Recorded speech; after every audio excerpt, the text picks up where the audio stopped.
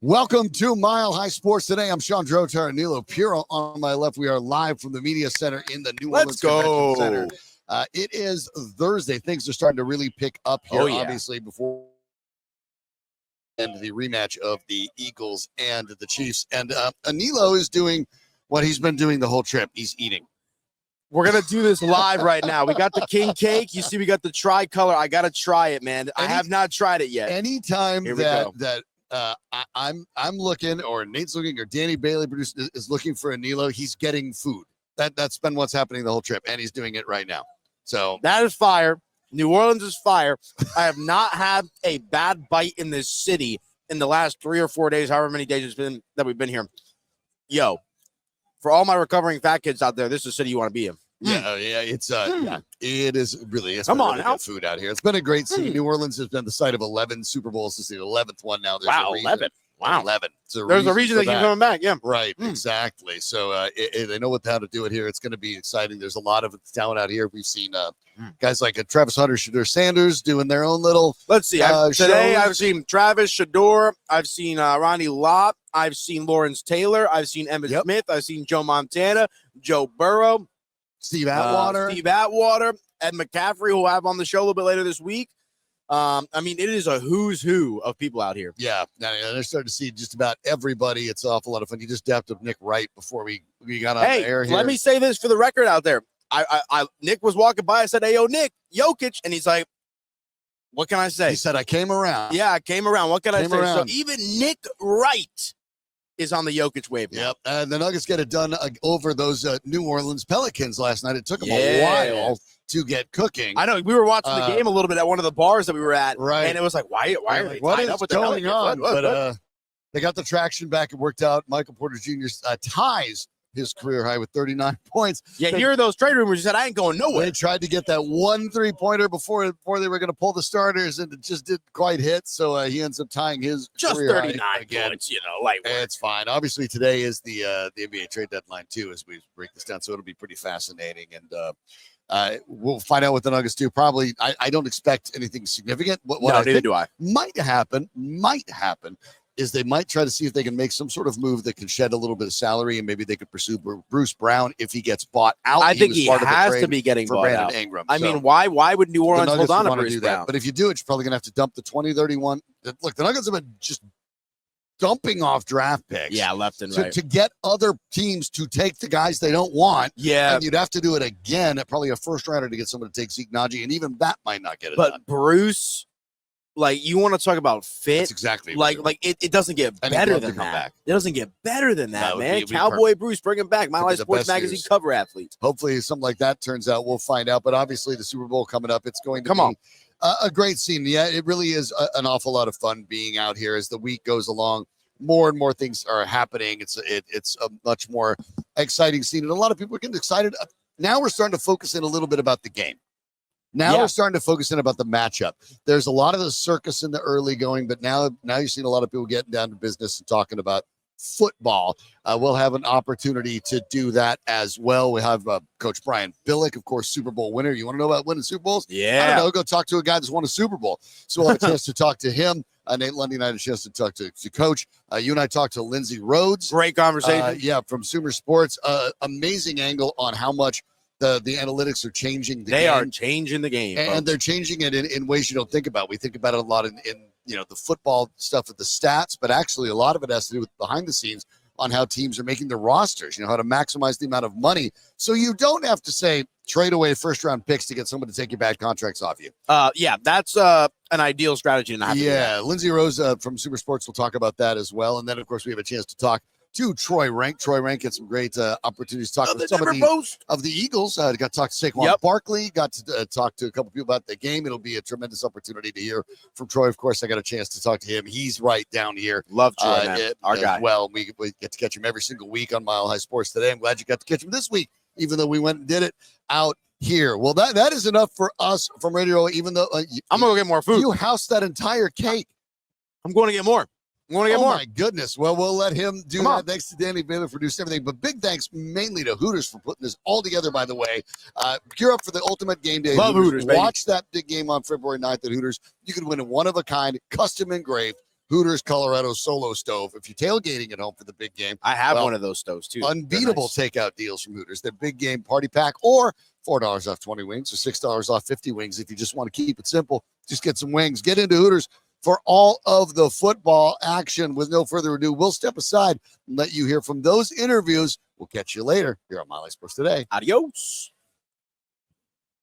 Back on Radio Row, Mile High Sports Today, presented by our friends at Hooters Colorado, reminding you that you can get ready for the big game. If you're looking for a place to watch on Sunday, go to your nearest Hooters Colorado location. Those 5 spots you can choose from. You could win a custom, one-of-a-kind Hooters Colorado Solo Stove. If you want to tailgate at home, they've got their big game party packs. You can do $4 off 20 wings, $6 off 50 wings if you want, but get to Hooters for all of the football action. America's favorite cheerleaders, the Hooters girls. To Shawn's right, one of our favorite people to visit with every single year at Radio Row. We were just joking about this idea that it's kind of a class reunion every time. It is. It's great to see everybody. He is Super Bowl champion coach Brian Billick. Coach, I say this all the time. You spend 15 minutes with this man, and you are a smarter football fan. I say it every single time you join us on the show. But let's talk a little Broncos, shall we, before we get to the game this weekend. The job of the turnaround that Vance Joseph did as defensive coordinator this year, after that 70-point debacle last year against Miami, he has turned that into the team that led the league in sacks, top 10, top 5 in basically any category you want to point at. Talk about the job that VJ did in his return to Denver and in what's happened in the last 18 months. Phenomenal, because you have to appreciate with that loss, I mean, that shakes you to your foundation. Particularly, you're kind of coming in new. The players kind of can look at you with that John Tesai going, well, do we, because it certainly can't be us. Right. So what's going on here? Just a phenomenal job. And actually, and this probably sounds a little hokey, but could actually look back to that loss as being the catalyst and the anchor that he could work on going forward. When we won our Super Bowl, we lost 4 out of 5 games, went a month without scoring an offensive touchdown in the month of October. When we came out of that and hung together as a team, I'm convinced that you take on a certain invincibility because you recognize, well, we've stood at the abyss. We've stared into the chasm, and we came out of it, and you're stronger for it. As they built going forward, it was a great, I can't imagine Coach Joseph didn't use that as saying, guys, look at what we're doing now. We're doing this right. We didn't do this then. Okay, look at this particular instance. Now you're doing it right. See the difference? Mm-hmm. And now that we've done it, I know you've done it, you can't go back. So you see sometimes those negative lessons can be the best, because then as you go forward, you build and you find, oh, well, we can do this. And that does work. And in kind of an odd way was maybe a catalyst for them doing just that. For Sean Payton, obviously, especially that first year, it can be easy to maybe place the blame, right? Certain times we might have seen a coordinator be fired after that game or something like that. He stayed the course, stuck with Vance Joseph. How important is it as a head coach to make sure that you try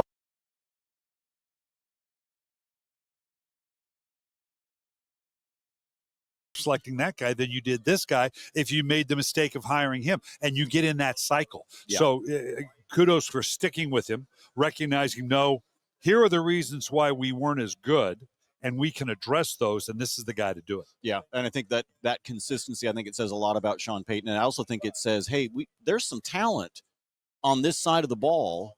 We just got to we're not quite rowing in the same rhythm. We've got to take advantage of that talent, and I think VJ knew exactly how to do that, and I think Sean Payton showed a lot of faith in sticking with him. Sean Payton's coaching job this year, Coach, at the beginning of the season, the Broncos were predicted, the Vegas number was over under 5.5 wins, and they obviously crushed that, and they got to the postseason for the first time since Peyton Manning was quarterback. What did you see out of Sean Payton as you watch him in year 2 in Denver with a rookie quarterback?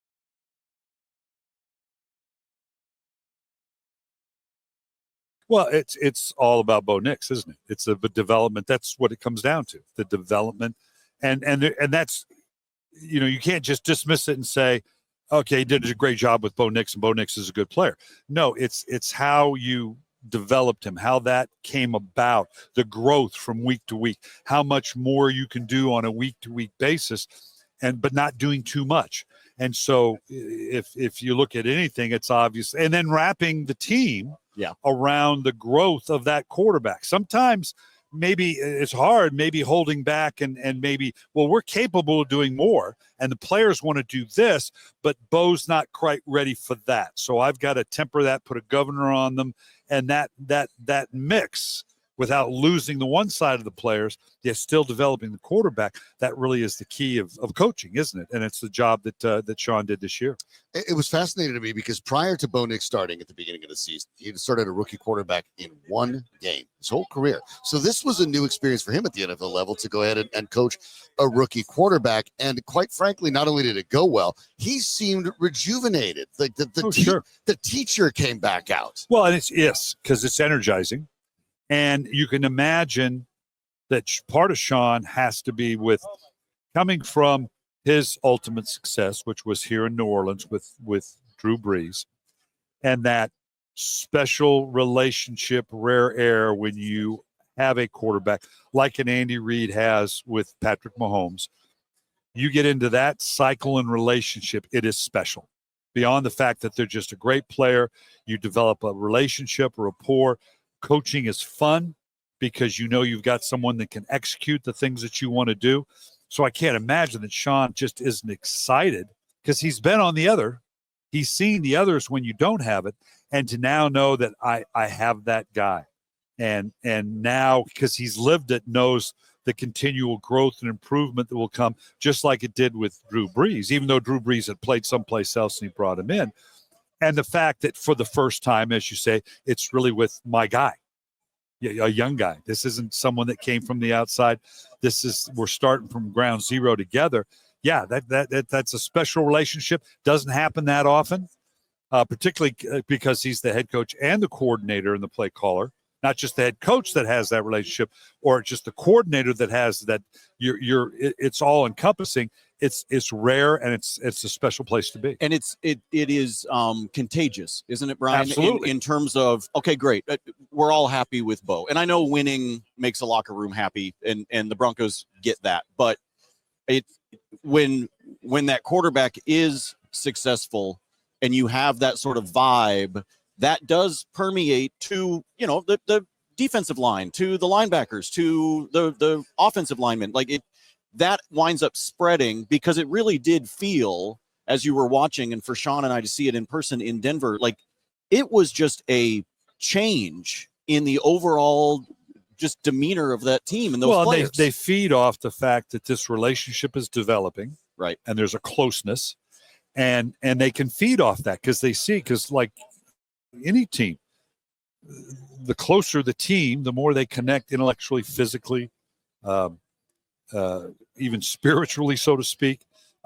You're a stronger band of brothers. You can draw on each other. And when they see that from the ultimate top of the pyramid with Shawn, and you're what needs to be your best player or your highest marquee player, which the quarterback position is, you can feed off that because that exists. We can tap into that. We can tap into that relationship, that love that they're developing for one another, and that affection and sticking with one another. And then and the example of sticking with Vance Joseph. Yeah. And that now draws him into that circle of trust, and we're in this together. The players naturally can feed into that. Well, Coach, you know how this goes. You have a little success. They get to 10 wins. They get to the playoffs. Now the challenge is not to backslide. So how do you make sure that you continue to rise, especially after a year in which you made such a big leap forward? Each of those incremental steps gets equally hard. Well, first off, it's continue to bring in better players. That helps, that right? Kind of growth. Yeah, just a little bit. Heck yeah. That the players can be energized by too, because they realize, as good as we were, boy, now we're adding this talent or that talent. And then the challenge is just that as a coach, just like an Andy Reid this year, we're starting all over. It's like a good marriage. You can't ever get to the point and think, okay, got it, we're good, we're on. No, it's every day. Are we okay? Mm-hmm. How are we doing here? What do you need?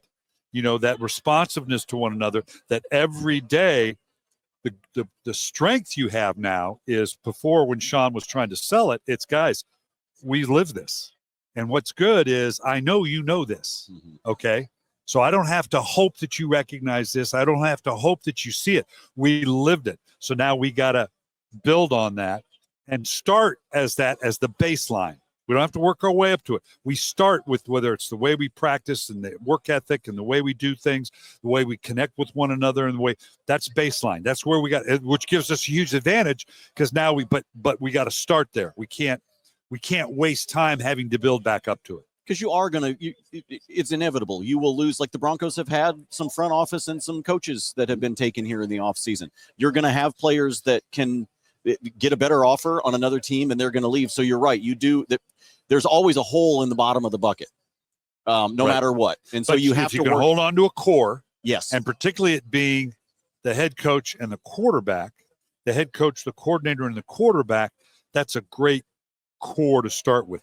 What Andy has done in Kansas City, because they've gone through a huge change. Their personality is different. Yes. Before when they were high flying and Tyreek Hill and the big plays was all about that. Now they're beyond Patrick Mahomes, a truly unique talent. Their strength is defense and running the ball. Yes. Totally different mentality. Now we're the same. I'm the same guy. But why? Because this is the anchor. Yeah. It starts with Andy and Patrick. And then if we have to adjust because we're having a different type of player, and now we're going to be better at this than that, we can absorb that because we got this anchor. Yep. Some coaches are really good at that, of adjusting and adapting as things move along. The NFL works that way, salary caps, all these drafts. You don't necessarily just get to pick everything you want. Right. But some coaches have a difficult time adapting to that. This is my playbook. This is what we do. And then you see a roster turnover. But we've seen both type of coaches have success. Yeah, it's hard. Ultimately, you do have to have that flexibility, particularly in the NFL today, because of all the things you just talked about. You have to balance that against what your core beliefs are and your baseline of this is what I believe in, because you can go too far the other way. Go with every whim and turn, and I'm going to adjust to this, and you lose sight of your best practices, your core principles. And you can't get too far away from that.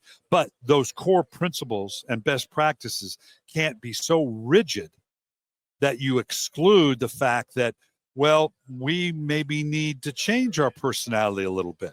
This commitment to the running game and defense, which is now going to be our best asset. I had to do that in my Super Bowl year, and it was a transformation. Offensive guy thinking that this is what it takes to win a Super Bowl, recognizing, this is a truly unique defense, the best that there's ever been in single season. That changes a switch in mind shift for me. All right, can we win with that ultimately? And if we do, how do I have to adjust my offensive mentality of, okay, we'll run the ball and not turn the ball over. Not really ambitious necessarily, but recognizing this will win for us. So holding on to my core beliefs and principles, but recognizing I've got a special asset here. I've got to be able to maximize that and support that the best way I can. Absolutely. Coach, you're watching folks are watching the video here. They see the X-Tech pads right here in front. We've talked to you about X-Tech before. We talked with Coach Mike Smith about it as well. You've been involved with X-Tech for a long time. What makes it so special? The fact that it has captured the innovation of technology that we're all dealing with on a daily basis, that this truly has, and it represents the customization, because that's really what the technology does for it, doesn't it? It allows you to work beyond your individual circumstance because of this technology. This is 13 years now AI driven, of 13 years of data of the old school big pads on big pad guys, little pads on little guys. These are basically, for lack of a better term, form fitted based on your height, your weight, your playing position, your injury history, the level you play at. That's why it's the number one pad. Better than 90% of the players in pro football are wearing this pad. Major college, high school. And what I'm really excited about now is we're getting into the youth pad. I have 2 grandsons. That's the best. I can tell you it's a great pad, and here's my history. My grandsons are going to be wearing these pads. In fact, the fact that because they're the age where they're just going to begin to play, I would not let them continue to play football if it weren't for X-Tech pads because of the quality of the other pads.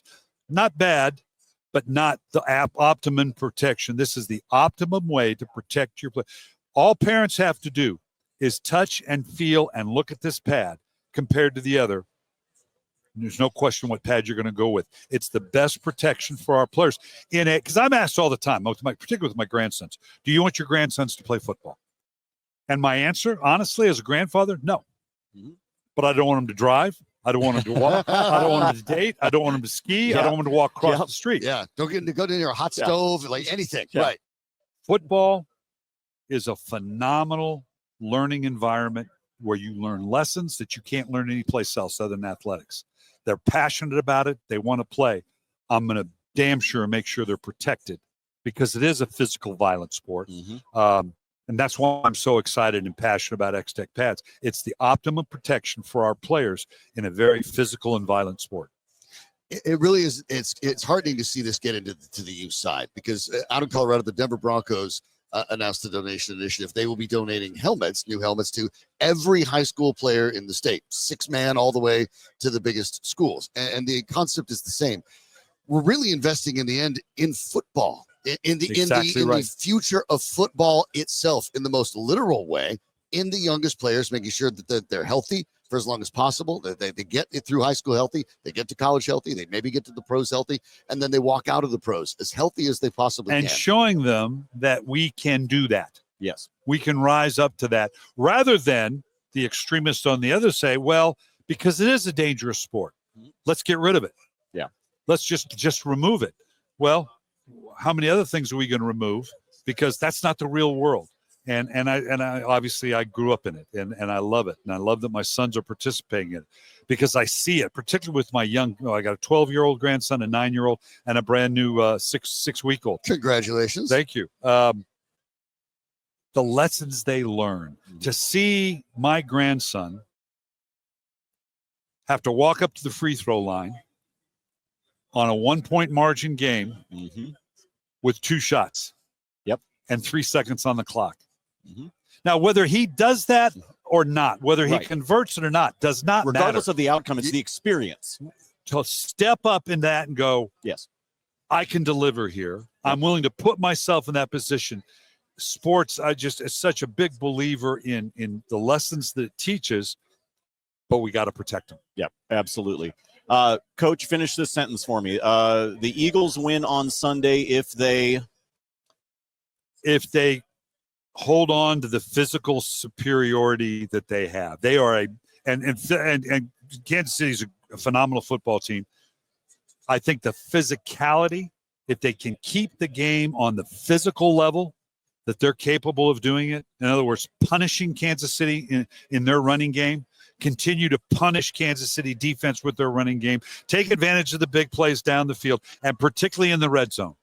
Kansas City has lived on, and they've been up to it, where normally they go down and the red zone turnover ratio, they're 4 out of 5 in the red zone and you're 2 out of 3. Well, they're 2 out of 6, but they kick the field goals. But they're good enough. They've kept that margin.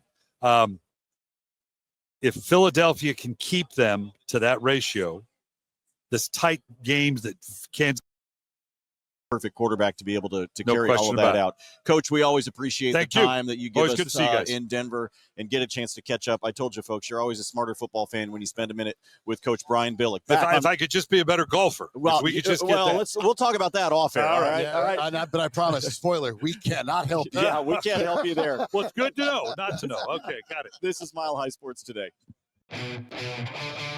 With millions of page views every year, ColoradoPreps.com is the #1 source for the high school sports community to keep up with the latest news and scores. From football and volleyball to basketball and softball, ColoradoPreps.com provides a year-round hub for coaches, friends, and family to stay connected to their favorite schools and athletes, and keep an eye on their rivals. Covering high school sports from the peaks to the plains, you always get the latest at ColoradoPreps.com.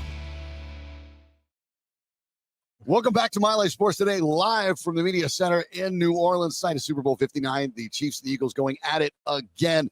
Want to remind you that all of our broadcast stuff's brought to you by the great people at Hooters there. Get over that midweek slump with Wing Wednesday at Hooters. That's today, by the way. So every Wednesday, get all-you-can-eat wings for just $16.59 at every Hooters Colorado location. All you can eat, $16.59, boneless or traditional, is in any of those world-famous sauces or the dry rubs. The hardest choice you have to make.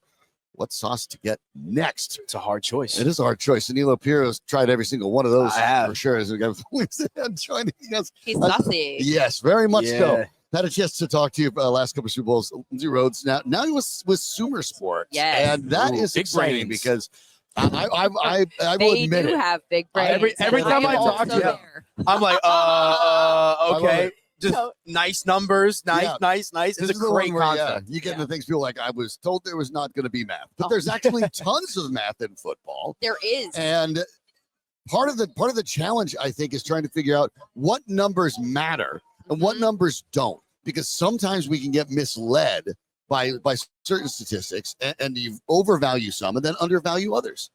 100%. And I think so as with everything that is part of the NFL figuring out what the stories are, like with regards to who's good, who's not, how they should attack different teams, what they should do on fourth down, every number has context attached to it, right? So it doesn't have to be. One of the things I've been fascinated about here, we've talked to a couple of older coaches, Brian Billick and Mike Smith from the Falcons came through, and we talked to them today, and they brought up data and the advancements in data and how they think that that's the biggest way the NFL has changed since they were coaches, and how much more information is available to coaches, and that they find that appealing.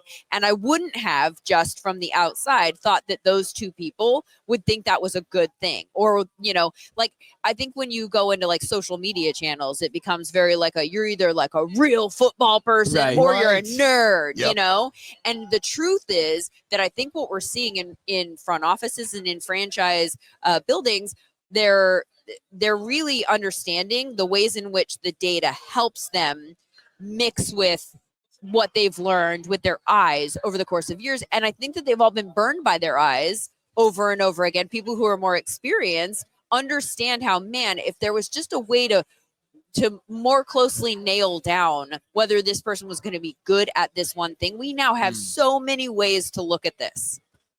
No, it's definitely interesting. And, you see even like watching Thursday night football, Sunday night football, Monday night football, they've all got like their little tickers now, right? Like you should go on it, fourth down. If you go for it here, you convert at a 75% clip or whatever it is. And so the integration of statistics, both in a live setting, but also kind of what you guys do at SumerSports of evaluating talent and evaluating systems, I think is going a long way in kind of amplifying the game. And, how many times have we seen when you sit on the couch, right? And you're like, why are they kicking it here? Why aren't they going for it? Right. Yeah. And I think it's kind of breaking down that barrier of making I don't even want to say the right decision, the most informed decision. So you can go out there and feel confident and rest your head well. And the advancements have come so quickly, and the game is changing so quickly that I also think, like you say, sitting on your couch, kind of having these conversations as the game has gone on, I think personally, and I don't mean this to be critical of the broadcast teams, but like a Greg Olson, who is open to learning all of these different things and the why behind them, it's incredible how much value add to the broadcast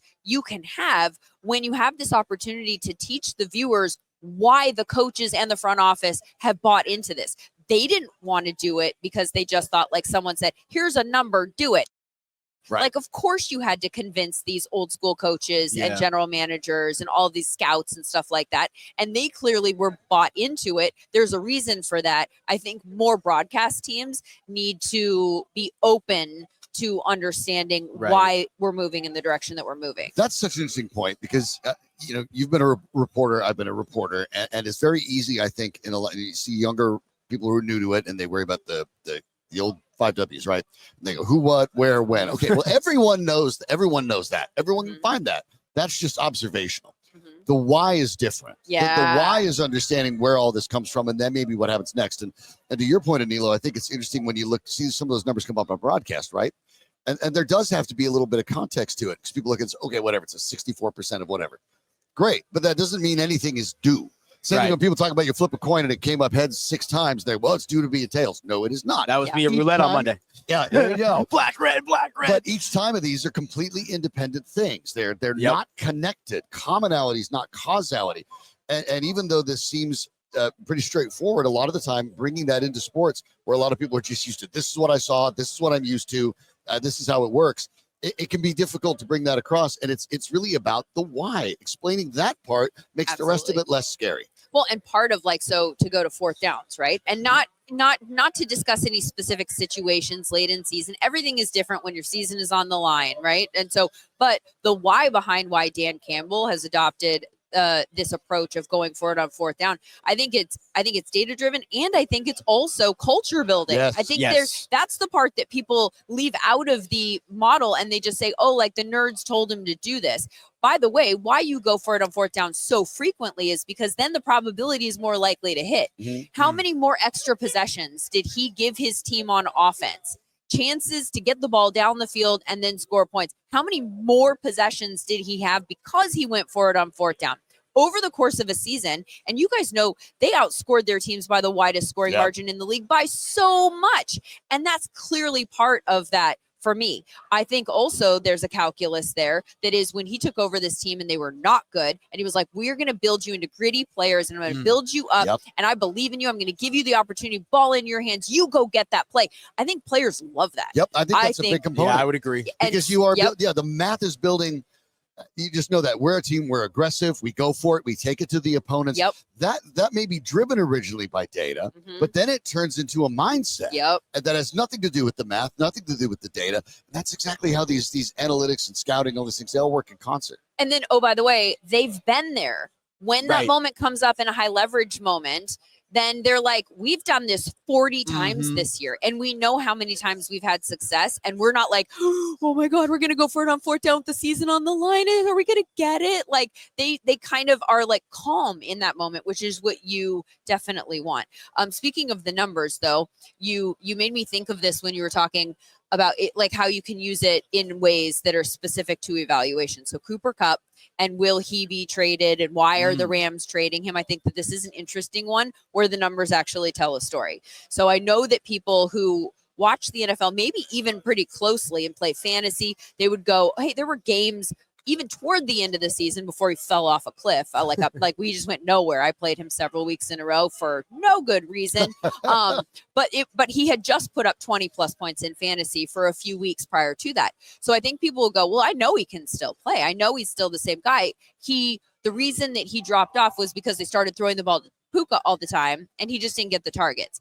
I think there's a reason he didn't get the targets. And if you look in the tracking data that we have here, there was a precipitous fall off this year in terms of the parts of his play that are about him, not about opportunity, but about him and what he was bringing to the table. Like I said, we use tracking data that measures everything you could possibly imagine. So his route running metric was since 2020 till now. These are his ranks amongst wide receivers. And I imagine tight ends probably too, but maybe just wide receivers. 10, 3, 1, 15, 79. Wow. What? And then 79. Yeah, that's a big drop. So then our all-in-one metric, which kind of encapsulates everything. So now some of this kind of gets downgraded. If you're not particularly fast, whatever, it's like the entire picture. So these are those metrics also. 33 to 18. Last 2 years, 57, 56. And I think it's that 57, 56 because this year he fell off in everything, like off a cliff. But you could look at that 56 and you could look at all those numbers and say, well, maybe he was hurt. Maybe it's this, maybe it's that. The fact that he started last year in the all-in-one metric, it dipped to 57 and now it's at 56. Now we have an established pattern that makes you go, maybe it is related to the injuries, but also maybe it's related to the injuries and he's never coming back. You know, Father Time. Yeah, something. I mean, Broncos fans have been kind of like, maybe they can go get Cooper Kupp, and I've been kind of throwing cold water on it for the same reason. You're like, wait, but this is where these decisions get made, right? 2 years left, $39 million. Do you want to pay a guy $20 million and not be sure what you're getting? And that's where GMs could maybe go with their gut. They could go with what they've seen before. They go, I know this guy can still play. I can get it out of him. But that's where the data helps, and it can help conversely as well, because when you look at a young player like Troy Franklin for the Denver Broncos, right? Timing was off. Couldn't quite sync up with his old college teammate Bo Nix on a lot of plays. Had some drops. That stuff happens. Concentration issues with rookies. His routes, his separation distance in routes was in the top 10% of all wide receivers as a rookie. So not among rookies, but top to bottom. So then you can look at a Franklin and say, hey, we just got to get him to get used to the game speed, use the hands, focus up. Now all of a sudden you realize that you look at a season that was maybe disappointing, go, wow, maybe we didn't pick him. No, there's a lot here to work with. Maybe we just need to work on coaching specifics. Yeah, absolutely. And by the way, for the Cooper Kupp, our trade comp is Keenan Allen last year. Ooh. So a 4. Yeah, that is. Could you give up a 4? But then you also But you have to gotta pay pay him him. like It you comes said. down to return though, too, of like, especially because I see the Rams are thinking about eating some of the money. So if you're getting him for 50 cents on the dollar, Yeah. and But then again, when a team is like, we have to immediately trade one of our established stars that makes big money, and we're willing to eat money to do it, what does that tell you? it's a good point. And That's a the little Rams buyer who love beware, Cooper isn't Kupp. it? Right, Sean yeah. McVay's not trying to get rid of weapons; he's trying to add them. Yeah. So I mean, that's the question, and these are the kind of numbers that can help people make really bad mistakes. Yeah. It's interesting watching some of the quarterback data too, and looking at like the stories it tells. For instance, in this game, everybody wonders like about Jalen Hurts and what his value is for the team. He obviously has a ton of great players around him. So where do we rank him at quarterback, right? Like that's a big talking point.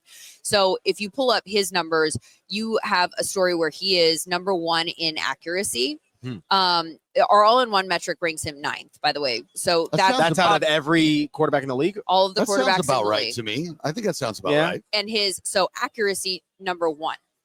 He's accurate Pinpoint. to all the different levels of the field. This is his strength. Weaknesses ranks middle to bottom of the pack in decision making. We're looking at 22. Timing, he ranks 32. Sack avoidance ranks 43, which is interesting for somebody like him, but maybe the injuries are playing a part in that. Less mobility. But I think that there's an interesting story there with regards to accuracy and decision making and the ways that I'm seeing patterns of that not marrying up, but in inverse ways. So Anthony Richardson, shockingly, was number 1 in our tracking data metric about decision making. Really? Exactly. I would have never. I would have guessed every Never, quarterback before him. Every single Does that mean one. they just made a decision or a good decision? So what it is, Fair enough. That's a is great point. because, and again, I'm nerd out for 3 seconds No, here. please do. One of the things that our model can do, and it learned hundreds of thousands of football plays so that it can tell how all of the different positions in their movements correlate to everyone else. So the connectivity is crazy. So for instance, when there's pressure that comes, the model knows how that changes which receiver is likely to be targeted. And you can go frame by frame and pull up a completion probability or an expected yards and see how it changes over the course of the play. What decision making is being maybe even overweighted is the ability to pick up the most yards on a given play. So did he identify the person on that play? Did he throw it to the person with the most expected yards on the play? And expected yards bakes in the completion probability and all of that. So they're saying certainly that he's throwing it downfield a lot. That's going to overweight it in terms of decision making because a math model is going to go, you gave them a shot to pick up the most yards most frequently.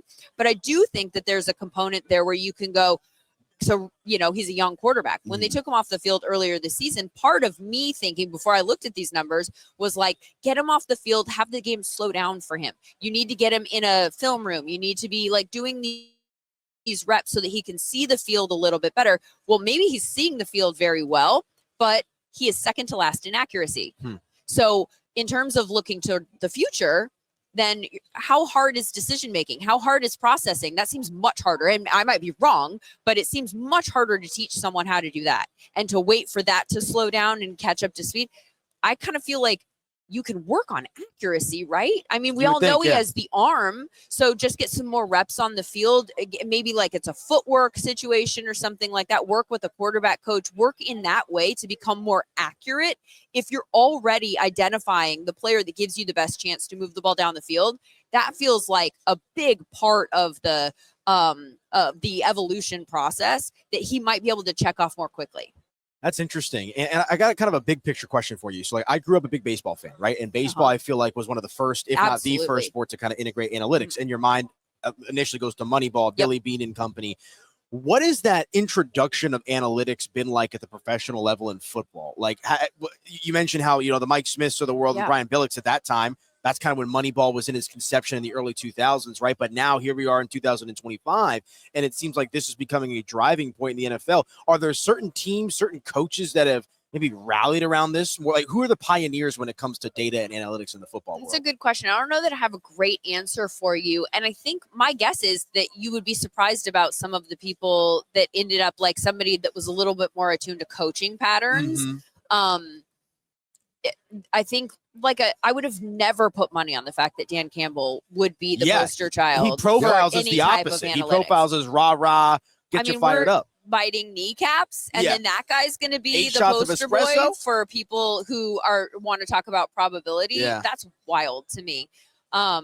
They also the inverse of what like the analytics community would tell you to do with your draft. They've done that, and so it's been such an interesting mix there because like when they drafted Jahmyr Gibbs, they went running back, linebacker in the first round one year, and I was like, is this a team I still believe in? Because from a positional value, like when you're roster building, you want to use your high value assets on the positions.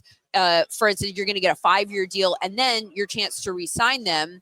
You want to use those usually on people that are harder to re-sign, that are like you want to on the people that are harder to find in free agency. This is quarterback, this is wide receiver, this is edge rusher, this is offensive tackle. These positions are the pay scale is going to go up like mad. So you want to have ownership of them, the ability to tag them 5 years on a rookie deal rather than going and getting somebody in free agency. And by the way, they don't come available in free agency very often unless Myles Garrett wants a trade. So you can't find them. But if you do find them in free agency, you're going to have to pay them, like $50 million a year, depending on the position.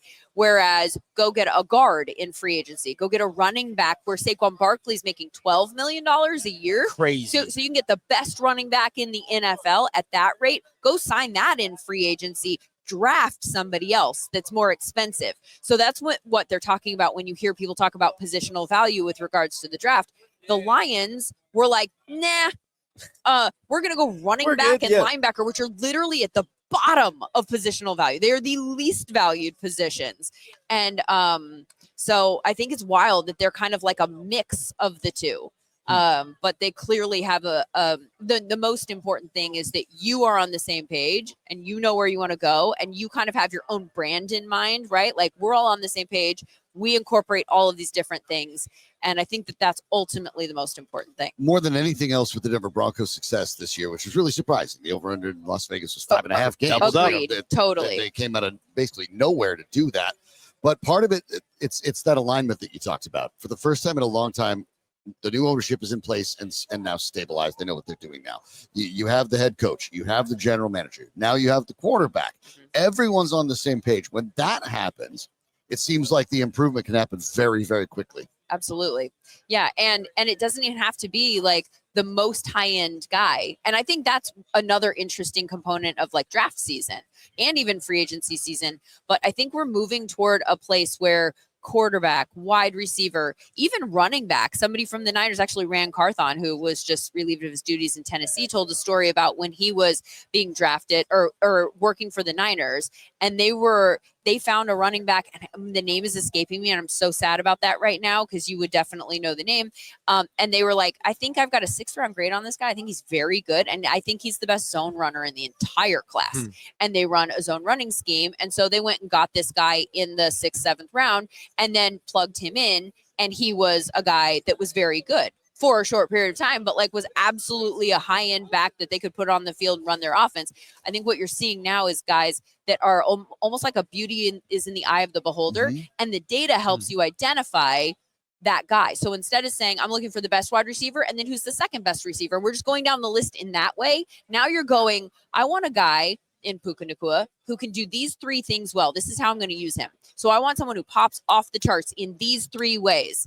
That's how I'm going to use him. I don't need him to be good at everything else. I don't need him to be a height, weight, speed guy. I need him to be this. And so teams can now identify exactly what is right and best for their offense. And I think that that's similar to what you're talking about there. I think when you're in a salary cap league, every dollar that you're spending wisely is something that makes a difference. So in your role at Sumer every day, what can people expect when they tune into the Super Sports Show?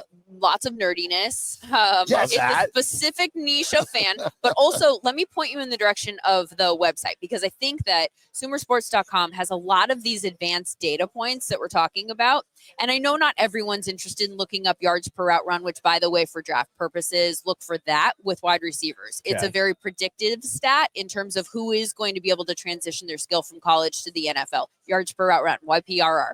But like expected points added, CPOE, completion percentage over expectation, there's some sticky stats that are very predictive, more so than box scores.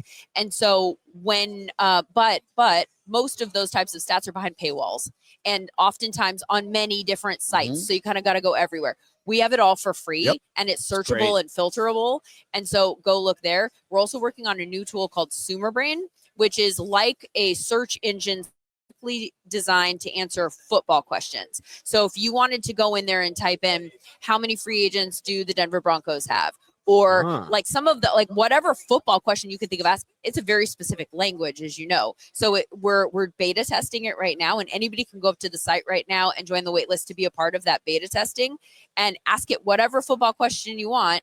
And we're hoping to train it so that it will be able to be a all-in-one stop, like everything that you might want to know as a reporter. If you have a question just off the top of your head, how many Super Bowls has he won? You don't have to go look for it on some other site. You can find all the information there in addition to all the advanced data. They're doing really fascinating stuff there. It's really, really interesting. Lindsay Rhodes, of course. You look, if you get into the GM stuff, this is the place to be. So always good to talk to you. Thanks so much for the time. Have a wonderful week. Thank you so much. You too. All right. Thanks so much. We'll be back with more live from the Media Center in New Orleans on Mile High Sports Today.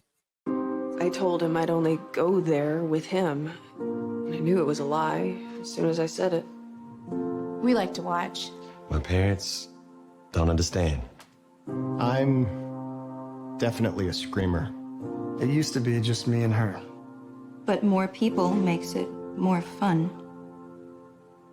Football at Hooters. All the games, all season. Crazy good wings, ice cold beer, and the best fans on the planet. Hooters.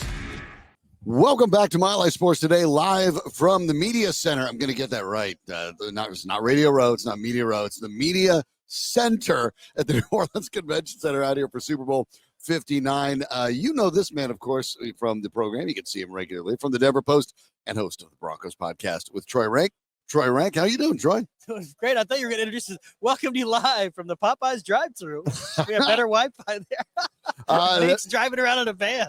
Yeah, boy, it is. You try to be a courteous guest, but yes, Wi-Fi at the moment is sketchy, and for a lot of media people, and that's not ideal. Shawn, but hey, they set the tone, and I'm not one to complain. I'm just saying this as a matter of fact, because I'm not taking it for granted. They set the tone on media night, where the media center for media night was in a parking lot, and they served boiled chicken. Okay, so let's just say the bar was set low. We're in New Orleans. I mean, we're in a parking lot, and it smells weird. It smelled like a parking lot. Yeah. And then it was boiled chicken. I don't eat meat, so but it's like we're in New Orleans. You could just go to a dumpster and find better than boiled chicken. What are we doing? What are we doing? You're not wrong. Aniello's just rating random things around around here, Radio Road, and it's just getting food, and everything seems pretty delicious. But yeah, it's a. But you know what? That's smart, right? You set the bar low, and then you have something gradually climb. Baby. Right, you got something to clear. The Denver Broncos got over that when they got into the playoffs this year. Of course, obviously they ended up bounced by the Buffalo Bills, bounced by the Kansas City Chiefs, because everyone gets bounced by the Chiefs. And here they are back again, trying to be the first team to go with 3 in a row. But the Eagles, by an interesting little angle here, the folks at Westgate said that by the kickoff time, they believe the Eagles will be the favorites, because that's actually where a lot of the betting and the money is coming, that they believe the Eagles will end up being the favorites. They are a physical team. They have the ability to run. Their passing game is dangerous. Look, when you're talking about beating the Chiefs, we do this. You want to beat the champ, you got to knock the champ out. And especially when you're talking about Andy Reid and Patrick Mahomes and Chris Jones and Travis Kelce and the like. But this Philly team does have the goods. They only lost by 3 the last time they played, and the Chiefs had to come back from 17 down. Now they have Saquon Barkley, and the Eagles look like a different team because of it. Yeah, listen, the reason you picked the Chiefs is Patrick Mahomes. He doesn't lose in the playoffs. He's the best on third down. He's the best on fourth down. He's the best in the red zone. But if you're looking at these teams from a talent perspective, Philadelphia is better than Kansas City. This Philadelphia team is better than the one that lost to the Chiefs 2 years ago. I do think it's going to be a closer game than people think. I think it's going to be lower scoring than people think. I spent a lot of time, we'll bring this up, talking to Vic Fangio about that. But the reality is, for me, the Eagles have more talent. The difficulty the Eagles run into is if they get one-dimensional. Spagnuolo's defense, they haven't given up a 100-yard rusher, I think, in the playoffs since like 2018. So if the Eagles can't get the ground game going, can Jalen Hurts beat them against blitzes and man coverage? History would say no. But if they can run the football, they're going to win. And it's funny. It's funny you brought up Westgate and the line. I was told that, and again, I'm not that gambler guy, but they set the line in the Chiefs knowing the public was, you guys know this better than I do, was going to flood it with Eagle fans and it was going to flip it. But I mean, if you told me it was a pick'em game, I'd say that's fair. Yeah. These are the two best teams. Sure. I mean, I'm over the Chiefs, but the reality is these are the two best teams right now. Well, they do have Saquon Barkley. Saquon Barkley, of course, had an opportunity and sat out at the end of the regular season to concern themselves about the playoffs, which is the right move. I get that. But Barkley did break 2,000 yards, could have broken the all-time record by Eric Dickerson, but still has an opportunity to break the all-time record, just not the one that you normally think about.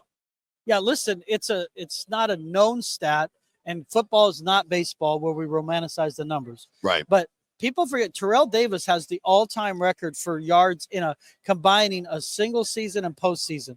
The year he went over 2,000 yards, he also rushed for X amount in the playoffs. I think Barkley's 51 away from that, right, or roughly 50 yards away. I had a chance to ask Barkley today about that. Like, what do you know about Terrell Davis? Fully knowing that he was barely born. And he's like, hey, listen, I was 2, but Saquon's a great interview, number 1. But he said that when he was at Penn State, that his running backs coach showed them the clip of Terrell Davis, how he made the team in Tokyo. Right. And said, if a Hall of Famer holding on for his career can make this kind of play, you can make this kind. You can do more in summer workouts. You can do more lifting. And he said it inspired him. He still remembered it. And he was honored to be in the company of a Terrell Davis. And Vic Fangio said something funny about that, about rushing. He's like, he's been in the league since 85, coaching in the NFL. So we're right at what 38 years? Yeah. He said when he got into the league from now, everyone says it's a passing league, and it is, but there's only 4, according to his data, 4.5 more passes per game. So 1 per every 20 attempts. So he said it's still a running league. Now it feels cyclical, and Barkley has brought a spotlight back to it, but teams that run the last couple of years, Shawn, you followed as closely as anyone. That's how you win in January and February, is being able to run when you want to, being able to run when you have to. One-dimensional teams, it's so difficult the way the league and these defenses are now, the way they're schematically, it's so difficult to win if you're one-dimensional. You have to be so talented to win one-on-ones, and most teams aren't. I mean, you're talking about like an all-star team. And so it is fascinating that the running back is coming back into vogue, where 3 years ago, they were talking about forming their own union. Right. With Eckler and Barkley's getting screwed and Josh Jacobs is getting screwed. And now you look up and everyone's thinking, man, we need a running back. Yeah. And the 2 best this year were guys that ended up moving teams that you would never thought would have, and Barkley and Derrick Henry. Yes. So, I mean, you're seeing that, but you're also seeing kind of those guys are unique backs. And obviously you're talking about power, speed, combinations, be able to catch out of the backfield. All these are skills. The Denver Broncos are looking for something like that. You know, you and I have been completely baffled by the Audric Estime situation all year long. It got about as clear as mud when he was inactive for the playoff game. Obviously, Sean Payton has gotten this done in the past with multiple backs. Tried it this year. Clearly doesn't have a comfort situation with what he's got. Do you expect something like we saw? It's not going to be as dramatic as Russell Wilson, but Sean Payton is more than happy to turn over that entire room if he can find his guys. Do you think that's likely coming in this offseason? Yeah, he was just on. I was trying to catch him here down at the media center. Right. He was down doing a fan duel with Up and Adams. Yep, Kay Adams over there. She's just over there. Just down the way here. And he talked about the priorities. And I've said this on my podcast, and I'll be dropping another one tomorrow, Friday, that as much as I think they should go after a receiver, he kind of really shot that down today, saying the priorities really are running back, tight end, and he wants this joker type player. Well, Estime's not a joker type player. No. He could be a bell cow player, and he wears you down. He's physically. My guess is they're going to try to get a running back, and if he's an every down back and it's Ashton Genty, then fine. Otherwise, you are just looking to get somebody that is more dynamic. And listen, here's the deal.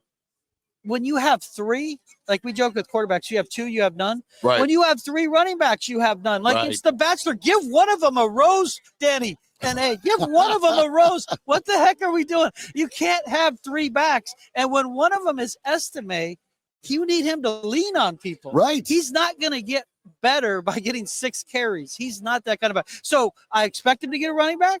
I expect him to get a tight end.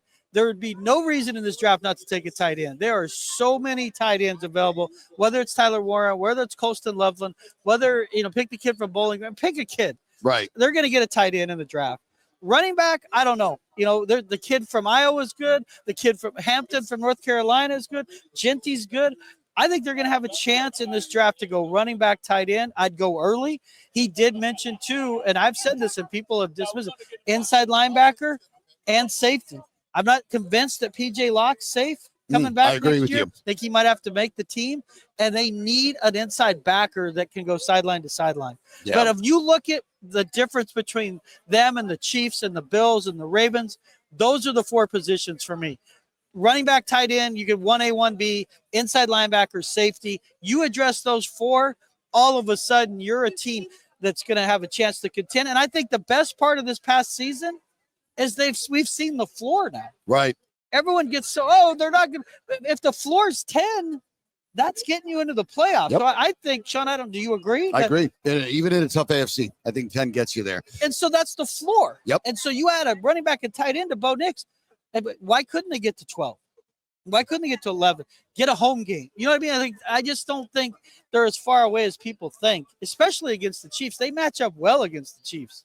We'll find out as this is an important offseason, of course. Super Bowl 59. We're out here in New Orleans. Make sure you follow Troy Renck. Give him a follow for all of the latest at the Post. Check out the Broncos podcast with Troy Renck. You added. Thanks a lot to our friends at Hooters. Watch the big game February 9th with America's favorite cheerleaders, the Hooters girls. Hooters has you covered for all the football action with big screen TVs, ice cold beer, mouth-watering wings. Grab a Bud Light for $3.11 or a Modelo Especial for $4.15 while you root on your favorite team. Hooters, your big game headquarters. Thanks to them for bringing all of this to you. We'll be back with more on Mile High Sports Today.